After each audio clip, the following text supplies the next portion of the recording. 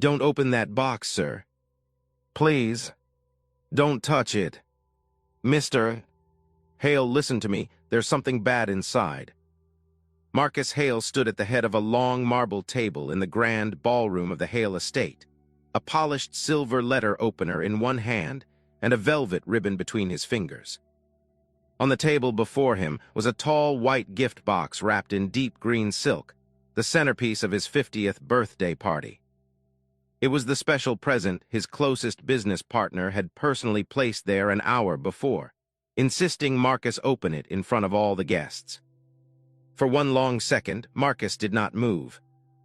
Across the room, near the side hallway that led to the kitchens, Diane Foster, the head of household staff, froze with a tray still balanced in her hands. "Maya," Diane said, hurrying toward her daughter. Her voice was low, frightened, and full of apology before she even reached the front of the room. "Baby, come here. Right now. Come to Mama, please." But Maya did not move. "She put something inside it," Maya said. "I saw her do it." Across the ballroom, Caroline Whitfield rose slowly from the chair beside Marcus. She wore an emerald gown, soft and elegant, with diamond earrings catching the light of the chandeliers. Until that moment, she had looked like a woman thoroughly enjoying her best friend's milestone birthday, the woman everyone called Marcus's right hand, the partner who had helped grow Hale Industries into the empire it was today. Now her smile tightened at the edges, just slightly, the way silk pulls when it begins to tear. "Excuse me," Caroline said. Maya pointed at the green silk box. "You went into the gift room. You took something out of your bag. You put it inside that box before you tied the ribbon back. I saw you. I was behind the big plant." A murmur passed through the guests like wind moving through grass. It was meant to be a quiet, elegant birthday celebration. Only 90 guests, all carefully chosen. Family, lifelong friends, business partners. No press, no outsiders. Just trust and a 50th birthday earned through decades of hard work. Caroline placed one hand against her chest as though the accusation itself had struck her. "That is a horrible thing to say," she said, her voice still soft but no longer warm. "Maya, sweetheart, I don't know what you think you saw, but you cannot run into a private celebration in front of all these people and accuse me of trying to hurt Marcus." Diane reached Maya and put both hands on her shoulders. "Mr. Hale, Ms. Whitfield, I am so sorry," Diane said, her voice trembling. She must have misunderstood something. She was supposed to be in the staff room watching a movie. "I didn't misunderstand," Maya said. Her voice shook, but she did not back down. "I saw her. I saw the whole thing." Caroline gave a short, disbelieving laugh. "She saw the whole thing," she repeated, looking around at the guests. "A 9-year-old girl hiding behind a plant now knows more than the adults preparing a birthday party." "I wasn't hiding to be bad," Maya said. "I was just looking at the presents because they were pretty. Then I saw you come in. You looked at the door first. Then you took the lid off Mr. Hale's box. Then you put something inside it and tied it back." A man near the middle of the table leaned toward his wife and muttered, "She probably wants attention." Another guest, an older woman in pearls, shook her head sadly. "Children get jealous at events like this. Her mother works here. She must want to be part of the celebration." "Maybe she saw a movie about something like this," someone else whispered. "She's making up a story." Diane heard it. Her shoulders stiffened, but she kept her eyes down. Maya heard it too. Her small face hardened with the stubborn dignity of a child who knew she was being doubted but had not yet learned to surrender. "I don't want attention," she said. "I'm telling the truth." Marcus set the letter opener down slowly. "Maya," he said carefully, "look at me." She did. "Are you sure you didn't see one of the staff arranging the gift? Maybe adjusting the bow, the way they do for photographs?" "No, sir. It came from Miss Caroline's purse. The little black one with the gold flower on it. She has it on her chair right now." Every eye in the room turned toward the chair beside Marcus. The small black clutch sat there exactly as Maya had described. Caroline followed Marcus's gaze toward the chair and then quickly looked back at him with a calm, almost amused expression. Yes, Marcus, that's my clutch. I've had it with me all evening, the same way every woman at this table has had her bag. Are we now searching purses based on the imagination of a child? A few uncomfortable laughs rippled through the nearest guests. The kind of laughs people give when they want a moment to end. Maya did not laugh. Diane did not laugh. And in the back of the room, near the service doorway, Diane could feel the older waitstaff watching her with the particular sympathy reserved for someone whose child had just embarrassed them in front of the wrong people. Marcus glanced around the table. 89 other gifts sat stacked on the long display tables along the side wall.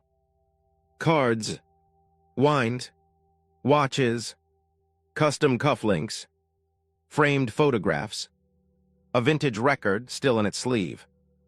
Nothing about any of them seemed unusual. And not one other person in the entire ballroom looked afraid. Maya, Marcus said more gently now, everyone else's gifts look fine. Nothing is wrong with the table. Are you certain it was that box? Yes, sir. The big green one with the white satin inside the bow. Miss Diane said it was your special one because Miss Caroline brought it herself and made everyone put it in the middle. At the service doorway, Diane went very still. Maya was right. Caroline had insisted on placing the green silk box in the centerpiece position. She had even adjusted the angle twice so the ribbon faced Marcus's seat. Caroline saw Diane's expression and spoke quickly. Yes, I positioned it. Because I wanted Marcus to see it first. That is what a friend does when she has spent 6 months finding the perfect gift for a man who already owns everything. She makes sure he opens it first. Is that now a crime?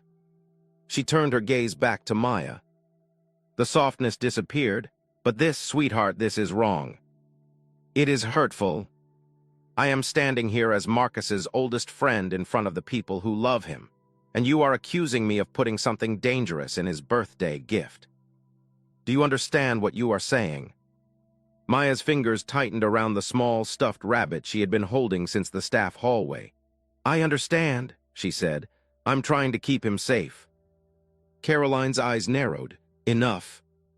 Diane lowered her voice. Maya, baby, please come with me. We'll talk in the back. But Maya suddenly moved. Before Diane could stop her, before Marcus understood what she was about to do, Maya darted forward, grabbed the green silk box with both hands, and pulled it toward the edge of the table away from him. Gasps rose around the table.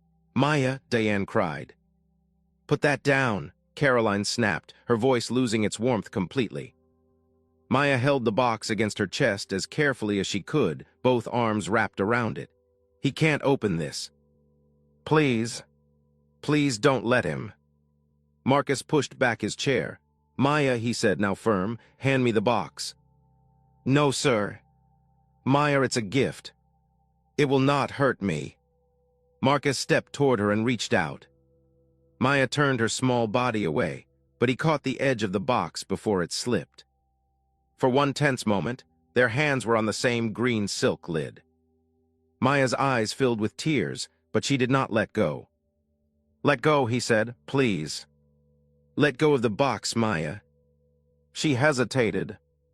Marcus used that moment to firmly draw the box from her arms, not violently, but with the kind of decisive strength a man uses when he believes he is protecting a child from her own confusion. The box returned to the table with a soft thud against the polished marble. Maya stood frozen, her arms now empty. The stuffed rabbit lay forgotten on the floor at her feet. Caroline pressed a hand over her mouth as though she were the one being harmed. My God, she said softly, she tried to take your birthday gift out of your hands, Marcus. In front of everyone. This is not a misunderstanding anymore. This is something serious. Eleanor Hale, Marcus's older sister, watched her brother closely. She had not spoken yet. At 64, she had lived long enough to distrust both panic and performance. Her eyes moved from Maya's stiff little posture to Caroline's trembling hand, then to the green silk box at the center of the table. Marcus looked at the guests. Their faces were tense, expectant, embarrassed for him. He could feel the evening slipping. He could feel Caroline beside him, wounded and impatient. Most of all, he wanted to believe that the woman who had stood beside him at every product launch for 20 years had not just walked into his gift room and put something dangerous inside his birthday box. So he picked up the letter opener. "Enough," Marcus said, though not unkindly. "The box is fine. It is a birthday present from one of the closest friends I have ever had." "Marcus," Elinor said quietly. He looked at her. "Elle, it's all right." Caroline touched his arm. "You don't have to prove anything. We can simply set it aside. We can open it tomorrow. I don't want you to feel pressured." But the way she said it made it sound as though she very much needed him to open it right now, in front of everyone, before the moment passed. Marcus glanced at Maya. The child stood with her shoulders rigid, her small hands now clenched at her sides. She wasn't crying. She wasn't begging anymore. She was simply watching him with the heartbreaking patience of someone who had said everything she knew how to say, and could only wait to see if it mattered. "Just the lid," Marcus said. "Then we can stop frightening each other." He slid the letter opener under the satin ribbon and gave a gentle pull. The bow loosened. He set the opener down and lifted the lid carefully with both hands. A few seconds passed. Then 10. Then 20. Inside, on a bed of folded white tissue paper, sat a beautiful antique chess set. Hand-carved ivory pieces. A deep walnut board. A small handwritten card tucked beside the king. A nervous laugh moved through the room. Someone near the back clapped, and several others joined in, relieved that the strange moment had passed. Caroline closed her eyes dramatically and leaned one hand against the back of Marcus's chair. "Oh, thank God," she whispered, loudly enough for the guests at the head of the table to hear. "Marcus, I was terrified." She turned slightly, pressing her fingertips to her lips. "I just want this night to be beautiful for you." She looked pale now, but not the way Marcus did a minute later. Hers was a public kind of relief, arranged for the room to witness. Marcus reached down and picked up the small card. As his fingers slipped beneath the chess board to lift it slightly, looking for the signature on the underside the way collectors sometimes do, a sharp, hot sting shot through the pad of his thumb. He pulled his hand back quickly. A bead of blood welled up against his skin. "Ouch," he said softly, almost embarrassed by the small sound. He looked at his thumb. There was a tiny puncture, no bigger than a pinprick, but it was already purling red. "Marcus," Caroline said, "it's nothing. There must be a pin somewhere under the lining. They sometimes use them to hold the velvet in place." He pressed his thumb against a napkin. Maya was already moving.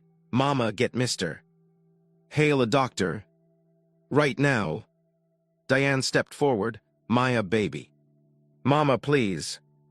Elinor stood, her chair sliding back a few inches. There was something in her sister's instinct that had been alive since the moment Caroline placed that box on the center of the table. "Marcus, let me see your hand." He held it out, half amused, half indulgent. "Elle, it's a pinprick." She looked at it carefully. Then she looked at the chess set. Then she looked at Caroline. "Did you wrap this yourself?" "Of course I did. I wouldn't trust a gift like this to a shop." "And the linings? It came that way. From the dealer." "Elinor, what are you implying?" Elinor did not answer. Her eyes stayed on Marcus's thumb. The skin around the small wound was beginning to redden in a way that pin marks did not usually redden, and a faint heat was rising up his hand. "Marcus," she said, "sit down." "I'm fine." The first wave hit a moment later. A strange tightness moved up his forearm. His vision shimmered at the edges, as though someone had quickly waved a hand in front of a candle. He shifted in his chair and pressed his other hand lightly against the table. Heat rose up the back of his neck. The scent of roses, perfume, candle wax, and chilled champagne pressed against him all at once. He swallowed. His mouth had gone dry. "Marcus," Eleanor said sharply now. "I'm fine," he answered automatically. But he was not. A wave of nausea rolled through him, sudden and unmistakable. He tried to push back his chair, but the motion made the room tilt. His face lost color. One hand gripped the edge of the table. Caroline rushed toward him with a cry so loud several guests flinched. "Marcus!" "Oh my God, Marcus, what is happening?" She reached for his shoulder. Eleanor stepped between them so quickly that Caroline nearly stumbled. "Don't touch him," Eleanor said. Her voice was glass. "Eleanor, he is my best friend. Move away from my brother." A man rose quickly from a chair 3 seats down. "Doctor." Aaron Pierce had been Marcus's personal physician for 15 years, and he had not earned that position by hesitating. Everyone stepped back. "Give him air." He was already at Marcus's side, 2 fingers pressed to his wrist, the other hand checking his pupils. "Marcus, look at me. Look right here. Tell me what you feel." "My hand," Marcus managed, "burning. Up the arm." "What did he touch?" Aaron asked sharply, looking around. "There was a pin," Eleanor said, "under the lining of the chess board." He pricked his thumb. "Nobody touches that box," Aaron said. The command snapped through the room like a whip. "Nobody touches that lid, nobody touches that lining, nobody touches the card or the pieces. The box stays exactly where it is." Caroline covered her face with both hands. "This is a nightmare." This was supposed to be the happiest night of his life. She was crying now, real tears or convincing ones. The difference no longer mattered to anyone in the family. "I bought him that set. I researched it for months. Oh God, what if the dealer—" "Caroline," Eleanor said, "step away." "Now." Caroline lowered her hands slowly. "Eleanor, I'm scared too." "Step away." Caroline stepped back. Maya stood beside her mother now, very still, watching the adults finally move with the urgency she had tried to give them 10 minutes earlier. She did not look pleased. She did not look proud. She looked like a child who had been carrying something far too heavy and was finally allowed to set part of it down. Aaron was already on his phone. An ambulance was called. Marcus's private security driver also pulled the car around in case they could move faster. 2 of the security teams stationed at the perimeter took up positions on either side of the head of the table, not letting anyone, family or guest, approach the chess box. "Aaron, what is this?" Marcus asked through gritted teeth. The nausea had become a roar in his stomach. His thumb felt as though it had been dipped in boiling water, and his fingers were beginning to feel strange and distant. "I don't know yet, but you only made contact with the pin. We caught it early." "That matters," Aaron turned to Eleanor. "We move him now." Stretcher in the side hall. Pulse is elevated but stable. Whatever it is, the dose was small, and it entered through a tiny wound. "That is the best version of this." "And the worst?" Eleanor asked quietly. Aaron did not answer her, which was its own answer. As 2 paramedics rolled a stretcher through the ballroom doors, conversation among the guests had collapsed into stunned silence. A Foundation board member near the wall whispered to his wife, "The girl." The little girl knew. His wife only nodded pale. Marcus was helped from his chair. As Aaron and the security men guided him toward the side hall, he turned his head, searching the room. He found Maya. Their eyes met. He said nothing. He was too sick to speak, but the look on his face had changed. It was no longer indulgent. It was no longer apologetic. It was something else entirely. It was the look of a man who had just learned that a child had seen what he had refused to see. The green silk box remained on the table beneath the chandelier. The ivory chess pieces gleamed in the candlelight as though nothing had happened to them at all. By the time Marcus Hale reached the hospital, the birthday celebration had become something no amount of money could quietly cover up. The ambulance rolled through the private emergency entrance, its lights painting the glass doors red. Aaron stayed beside Marcus, one hand braced near the stretcher, giving short instructions to the trauma team as they moved. Single puncture wound, right thumb, contact with unknown substance via concealed pin in a wrapped gift. Symptoms started within 90 seconds. Burning, nausea, dizziness. Patient is stable, conscious, talking. He is also stubborn, so do not let him try to walk. Marcus, lying flat now, tried to lift his head. I can hear you. Alina stepped in beside the stretcher before anyone else could answer. You can hear, you cannot speak, you cannot argue, you cannot stand. Those are the new rules until I say otherwise. Under any other circumstance, Marcus might have smiled. But another wave of strange heat moved through his arm, and he closed his eyes against the bright hospital lights. Behind them came the rest of the Hale family in a tense, frightened cluster. Marcus's younger brother, Daniel, hurried in still in his evening jacket. Marcus's adult son, Theo, who had flown in that morning from Boston, walked beside his uncle with his jaw clenched and his coat thrown over one arm. Then came Diane and Maya. Diane held Maya's hand tightly as they entered the hospital lobby. Maya stood close to her mother's side, the small stuffed rabbit tucked under her arm. She had not wanted to come. She had said so twice in the car. Mama, they don't want us there. The family should be alone. But Alina Hale had heard her in the back of the ambulance bay and had turned, her face pale but her voice steady. Your daughter tried to save my brother tonight. That makes you family enough to come. Diane had not known what to say after that. Now, in the hospital waiting area, the separation between worlds was painfully clear. The Hales were directed toward a private family lounge with leather chairs, fresh coffee, bottled water, and a nurse assigned only to them. Diane paused at the doorway, unsure if she was allowed to enter.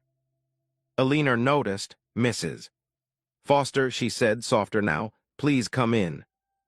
Diane hesitated. Ma'am, we can wait outside. No. You and Maya stay where I can see you. Maya climbed into a chair near the corner, her feet not touching the floor.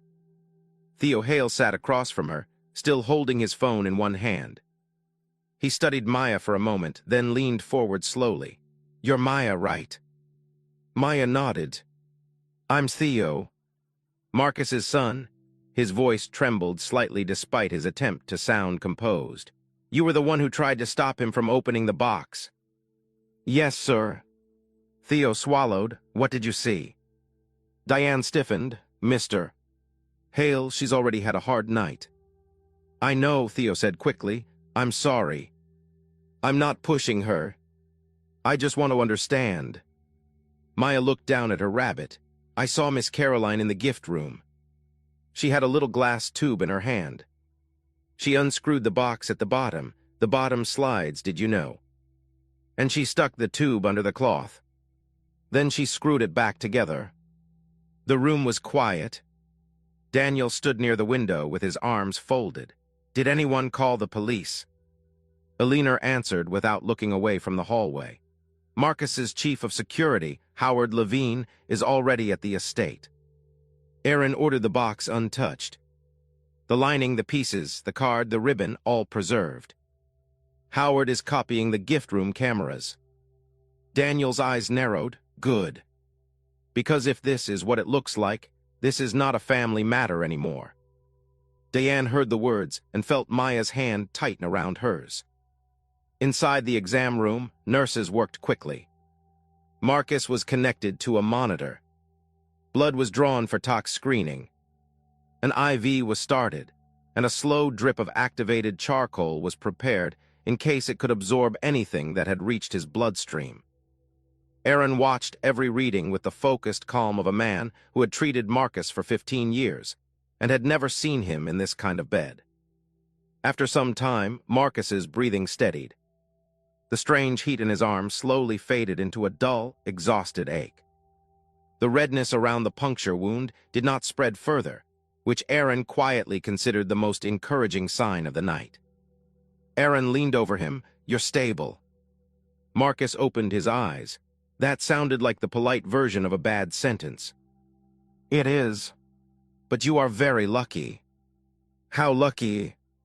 Aaron paused.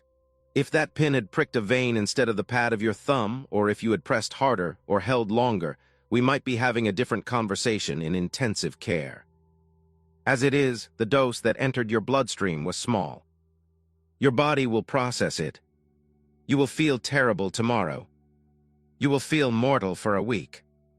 But you will be here for both of those." Marcus turned his head toward the ceiling. Maya's voice came back to him. "Don't open it." He saw her small arms wrapped around the green silk box. He saw himself taking it from her. That memory struck harder than the ache in his arm. A nurse stepped in. "Your family is waiting. Your sister is threatening to reorganize the entire hospital if she does not see you soon." Aaron sighed. "That tracks." A few minutes later, Marcus was moved to a private room. The lights were dimmer there. The windows looked out over the city, where traffic moved in thin streams of red and white. Marcus lay propped against the pillows, an IV line taped to his hand, his evening jacket gone, his shirt collar open. Elena entered first. For a moment, she was not the iron-willed matriarch of the Hale family. She was simply an older sister looking at her brother in a hospital bed. "You scared me," she said. "I'm sorry. I'm not interested in apologies yet." Her mouth tightened, almost a smile, then faded. She sat beside him and touched his hand carefully, avoiding the bandaged thumb. "Why did you open it, Marcus?" He looked away. "Because I wanted to believe Maya was wrong." Elena did not answer immediately. Then she said, "Wanting a child to be mistaken is not the same as proving she is." "I know. Do you?" He closed his eyes. "I took the box back from her, Elle. I held it in my own hands and pulled it away from a 9-year-old girl who was trying to stop me. And I cut the ribbon while she watched." His sister's face softened. "Yes, you did. And now you do something different. Starting tonight." The door opened again, and Daniel stepped in with Theo. They both looked relieved, though Daniel hid it behind a hard expression. "Still with us?" Daniel asked. "Unfortunately for my enemies," Marcus said weakly. Theo came to the other side of the bed. "Dad, you look awful." "Good to see you too." "I'm touched." The small exchange eased the room for half a breath. Then reality returned. Daniel lowered his voice. "Aaron told Howard the substance on the pin was not standard. He doesn't want to guess on record yet, but the early reading says it was something synthetic." "Designed?" Marcus looked at him. "Designed for what?" "To enter through a small wound and act quickly without leaving an obvious cause of death if a doctor weren't already next to you." Daniel's jaw tightened. "Marcus." If Aaron had been seated at the other end of the table, or out in the lobby taking a call, the way he sometimes does, he would have reached you 90 seconds later. Aaron is the only reason this isn't going a different way. Aaron, the only reason. And Maya. A knock sounded at the door. Diane stood outside with Maya beside her. Diane looked as though she wanted to disappear into the wall. "I'm sorry to interrupt, Mr. Hale." "Come in," Elena said. Diane entered slowly. Maya stayed close to her mother, rabbit tucked under one arm. Her eyes went straight to Marcus. He looked back at her for a long moment. The room seemed to understand that something important was passing between them. Marcus spoke first. "Maya." "Yes, sir. I should have listened to you." Maya did not look proud. She did not look pleased. She looked like a child who had been doubted by every adult in a beautiful ballroom, and had still kept her hands wrapped around the truth. "I tried to stop you," she said. "I know. You took the box back." "Yes," Marcus said quietly, "I did." Theo looked away, blinking fast. Diane pressed her lips together. Marcus continued, "That was my mistake. Not yours. The grown-ups in that room failed you tonight. I failed you tonight." Maya thought about that the way she thought about everything, carefully, fairly. "Are you going to be okay?" "Doctor, Pierce says I will." She nodded once, serious and small. "Good." The door opened before anyone could say more. Caroline Whitfield entered with a tissue in one hand and tears shining on her face. "Marcus." Everyone turned. Caroline had changed nothing about her appearance except the expression. Her emerald gown was still perfect. Her diamond earrings still caught the light. Now she looked fragile, devastated, almost ceremonial in her grief. She rushed toward the bed. "Oh, thank God. They wouldn't tell me anything. I thought I had lost you. I have known you since you were a college kid, sleeping on a dorm couch. I thought—" Eleanor stood. Caroline stopped just short of the bed, as if noticing the coldness of the room for the first time. "Why is everyone looking at me like that?" she asked, pressing the tissue to her mouth. "Marcus, please. Say something." Marcus studied her. This was the woman who had stood beside him at his first board meeting 20 years ago. The woman who had cried at his wife's funeral. The woman who had helped plan tonight, who had insisted on the green silk box at the center of the table, who had watched him pull it away from a small, frightened child. Now she looked like the victim of the evening. "I'm alive," Marcus said. Caroline gave a wounded little laugh through her tears. "That's all you have to say to me." "What would you like me to say?" "That you know I would never hurt you. That this is some terrible mistake by the dealer. That a pin was missed in the manufacturing of an antique board. That an awful child has confused you." Maya did not flinch. Diane felt Maya shift beside her, but the girl did not step back. She looked at Caroline the way she had looked at the gift room hours earlier. Quietly, steadily, without blinking. Eleanor's voice was sharp. "Careful, Caroline." Caroline looked at her. "Eleanor, I am the one being accused of trying to murder a man I have loved like a brother for 30 years. Am I not allowed to be hurt?" "You are allowed to be hurt," Daniel said from near the wall. "You are not allowed to intimidate a witness." Caroline stared at him. "A witness? She is a 9-year-old girl." Maya lifted her chin. "I saw you."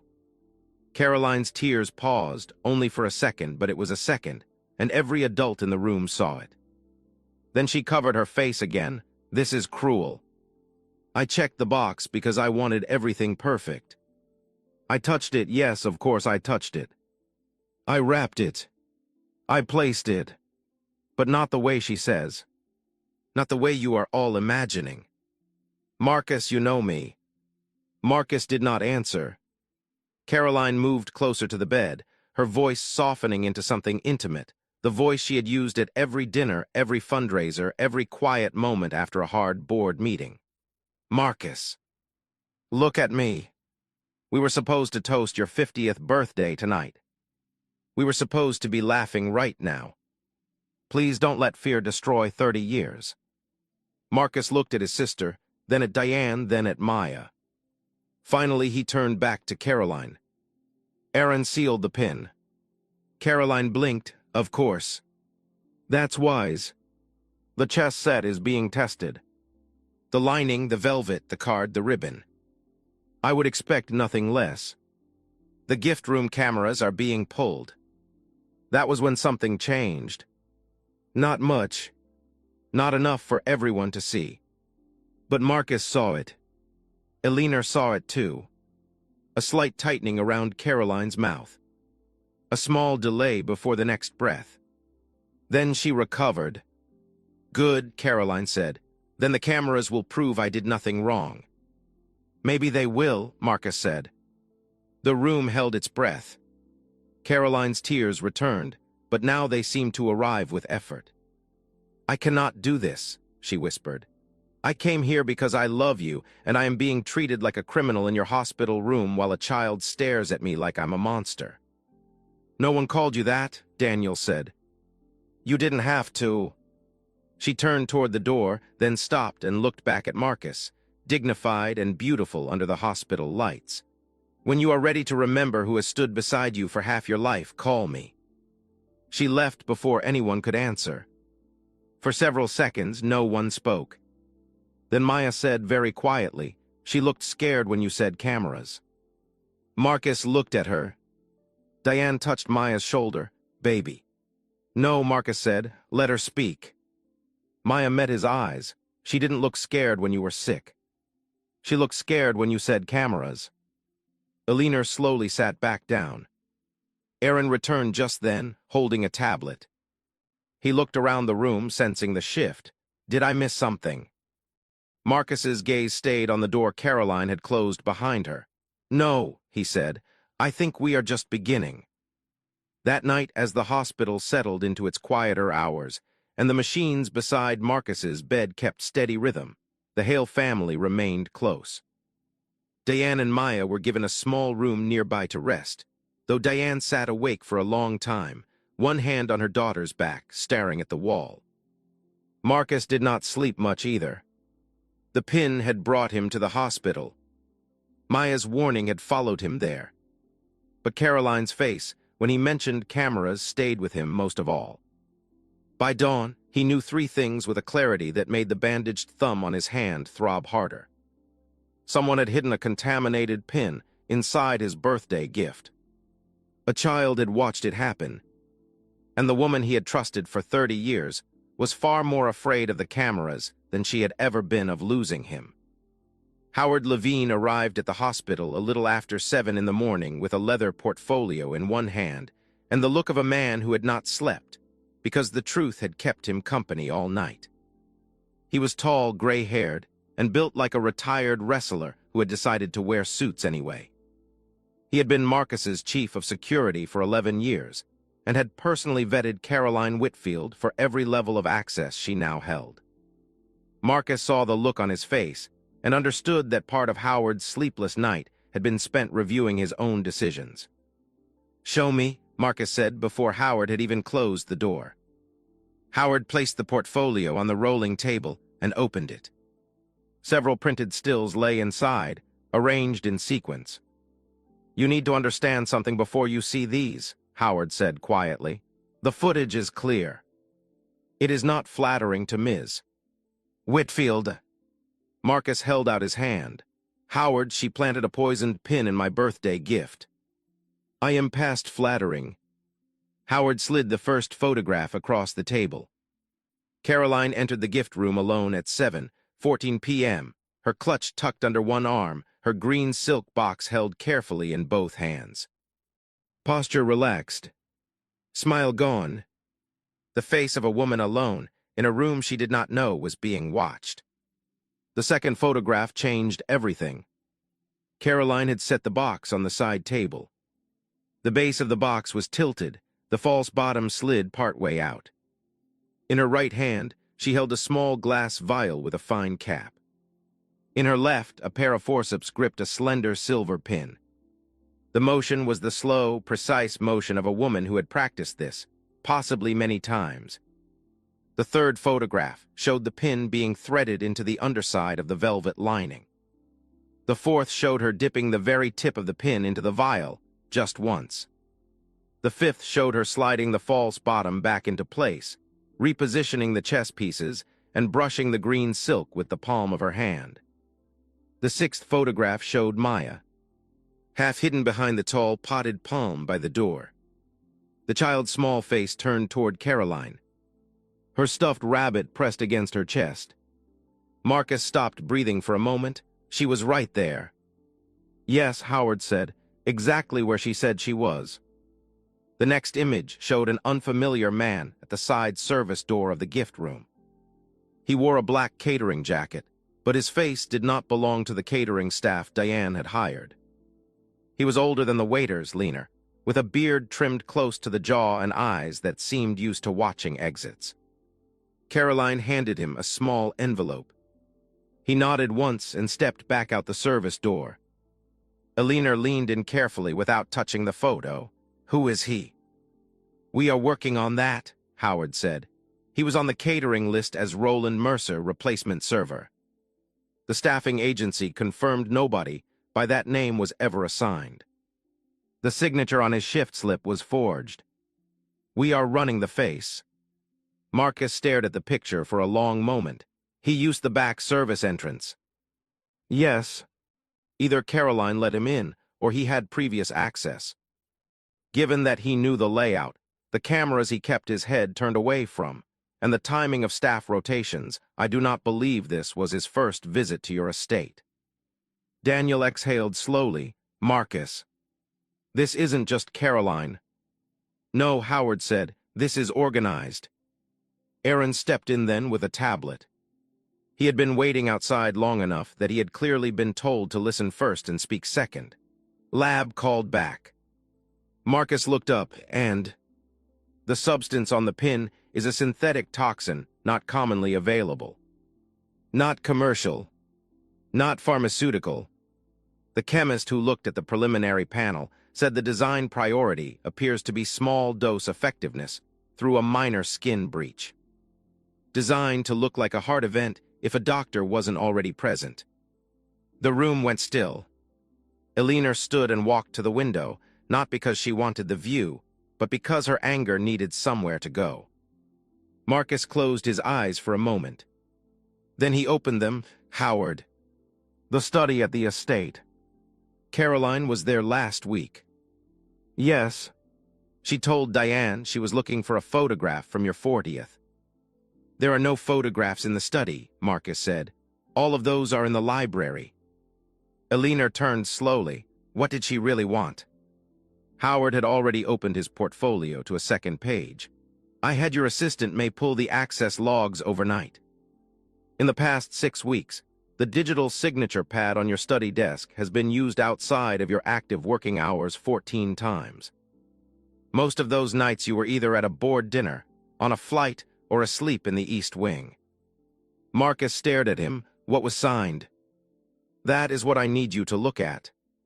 He turned the page. A list of internal documents. Some were routine. Many were not. Marcus's eyes scanned the list and slowly settled on 3 lines near the bottom.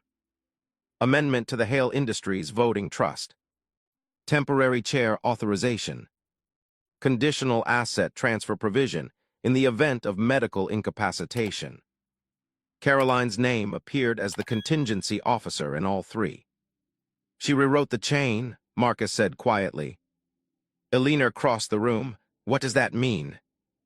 It means if I had been declared medically incapacitated, even for a short period, Caroline would have stepped into temporary control of the voting trust, the chair position, and the asset accounts. Long enough to move shares. Long enough to authorize a sale. To whom? Daniel asked. Marcus didn't have to think long. The same buyer she has been pushing me toward for 2 years. The one I have refused every single time. The one whose representative she keeps bringing to dinners she organizes. Howard nodded slowly. We pulled flight records this morning. 3 of those representatives flew into the city this week. None of them are still here. They left yesterday afternoon. Theo's voice was low. Before the party. Before the party, Howard confirmed. Marcus leaned back against the pillows. For a long moment he said nothing. The bandaged thumb on his hand throbbed with a quiet, insistent rhythm that felt like a clock counting down something he could not yet name. They were waiting for the news, he said finally. They were going to fly back in the moment my obituary ran. Eleanor's voice was hard, and Caroline would have signed the deal as acting chair while you were still warm. Yes. Daniel ran a hand down his face. 30 years. 30 years she stood next to you. She stood next to my money, Marcus said. She stood next to my access. The friendship was the path. It was never the destination. A nurse knocked and entered briefly, checked his IV and left without comment. Hospitals had a way of carrying on through earthquakes. Howard, Marcus said, where is she now? Her apartment. She arrived home around 4 this morning. She has not left, but she has made 3 phone calls. One to her attorney, one to a private banker in Geneva, one to a number we are still tracing. She is preparing to move. Yes. Marcus looked at his sister. Elle, I need to go home. You are not leaving this hospital. I am not leaving the bed. I am leaving the hospital. I want to be in my own study when she is brought in. I want her to see the room she copied my signature from. I want this to end where it started. Elena studied him. There was a long, slow breath. Then she nodded once. Aaron. Aaron sighed. I knew this was coming. 6 hours. Then I want him back here for observation. 6 hours, Marcus agreed. By late morning, Marcus was home. Not the home of the night before. That home had been a backdrop for a betrayal. This was something else. The staff stood quietly in the entry hall as he was wheeled through, and one by one they nodded to him, not with pity, but with a kind of fierce respect. They had heard. They had all heard. Maya's name had moved through the staff quarters before sunrise, and by the time Marcus came home, every man and woman who worked under that roof understood that a 9-year-old girl had done what none of them had managed to do. Diane stood near the corridor to the staff wing with Maya beside her. Marcus saw them and asked the nurse to stop the wheelchair. Maya, he said, I want you and your mother in the study with me when this is finished. If your mother is willing. Diane looked startled. Sir, she's a child. You don't have to. I want her to see that adults can do the right thing when a child tells the truth, Marcus said. I want her to know it isn't always the way it was last night. Diane's eyes filled, but she nodded. Yes, sir. By 2 in the afternoon, Howard's team had located the man from the gift room. Roland Mercer was not his name. His real name was Victor Salt, and he had a long, quiet history of contract work for people who paid in cash and bought in silence. He had been picked up at a small private airstrip outside the city, trying to board a chartered flight under a third name. Inside his bag were 2 passports, $14,000 in mixed currency, and a small leather case containing 3 more glass vials of the same toxin Aaron had described. 3 more. Marcus stared at the photograph of the case for a long moment. She had a list, he said. Howard nodded. We assume so. Salt has not said a word yet. But the list is in his head, and he is in a room with people whose job is to find lists in heads. Lawfully, patiently, Caroline. Now, Marcus's car pulled into the long drive of Caroline Whitfield's penthouse, building 40 minutes later. 2 unmarked vehicles followed at a polite distance. Howard rode beside him. Elena refused to stay behind. Aaron came too, because he had stopped pretending he had any control over what Marcus did, and because he wanted to be there in case the day had any more surprises. Caroline was already in the lobby when they arrived. She stood by the elevators in a soft cream coat, a small overnight bag at her feet, the same diamond earrings from the party still in her ears. She had not slept either. The makeup was perfect, but her eyes betrayed her. She saw Marcus through the glass doors, and her shoulders dropped half an inch. Not in defeat. In recalculation. He stepped through the doors with the help of his cane. The bandaged hands stayed in his coat pocket. Marcus, she said softly, you should not be on your feet. I am not staying on them long. I came to say one thing. Caroline's mouth lifted into the small, practiced smile she had worn at every charity gala for 30 years. Then say it. I trusted you, Marcus said. I am not here to ask you why. I do not care why anymore. People like you always have a why, and the why is always smaller than the people you stepped on to get there. I am here to tell you that the chess set is in evidence. The pin is in evidence. The cameras are in evidence. The signature pad is in evidence. The voting trust amendment is being voided this afternoon. Victor Salt was picked up at noon. He had 3 more vials in his bag. She did not blink. He admired that in a way he was not proud of. "And the little girl?" Caroline asked. "She is at my home in my study, where she will sit beside me when this is done." Caroline's smile finally faltered. "Marcus, please. I have known you for... You have known my schedule for 30 years," he said. "You have known my access. You have known my weaknesses. You have not known me. If you had known me, you would have understood that the one thing I would never forgive is a child being humiliated in my own house for telling the truth." Two officers stepped through the doors behind him. They were polite.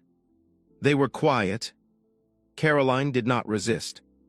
She had been preparing for many endings in her life, but a small girl behind a potted palm had not been in any of them. And Marcus saw the moment she understood that her plan had failed not because of a security flaw or a forensic mistake, but because she had taken her glass vial out of her purse in a room where a child happened to be looking at flowers. As she was led past him, she paused once. "She is a remarkable child." "Yes," Marcus said, "she is." Then Caroline was gone, and Marcus stood in the lobby of a building he had visited 100 times and realized he would never enter it again. 3 weeks later, on a Saturday afternoon, the study at the Hale estate was full of soft autumn light. The signature pad was gone. The desk had been moved 6 inches to the left, which Marcus had decided was as much exorcism as a piece of furniture could provide. A new chess set sat on a low table by the window, a simple wooden one with no false bottom, no velvet lining, no antique provenance. Just pieces and a board. Maya sat on one side of the board, her stuffed rabbit on the chair beside her. Marcus sat on the other. "You move first," he said. "White always moves first. That is the only rule that is not negotiable in this room anymore." She slid a pawn forward. He slid one back. Diane sat near the window, watching them, a cup of tea cooling in her hands. She had not yet adjusted to her new title, which Marcus had simply called Head of Household, Full Authority, because Diane had told him very politely the morning after he came home that if she was going to manage his estate, she was not going to manage it the way the last person had. He had laughed for the first time in 3 weeks. In a small wooden box on the desk sat the paperwork for a trust in Maya's name. Education through graduate school. A modest home for Diane when she was ready. A monthly stipend that did not turn them into anyone but themselves. It was, Marcus had told his sister, the smallest amount of money he had ever spent that mattered the most. SS. Elinor stepped into the doorway, watched her brother lose a knight to a 9-year-old, and shook her head with a smile. "You're letting her win." "I am not," Marcus said. "She is winning." Maya did not look up from the board. "I'm winning." Outside the window, the long lawn rolled down toward the lake, and somewhere far beyond it, in a courtroom across the city, a former best friend was learning what it cost to underestimate a child behind a plant. This story reminds us that the truth often arrives in the smallest voice in the room, and that ignoring it can cost more than we know. It teaches that wealth, status, and lifelong friendship are not the same as character, and that real strength is not in refusing to be wrong, but in being willing to listen when a child stands in front of an entire room and says, "Please, sir, stop."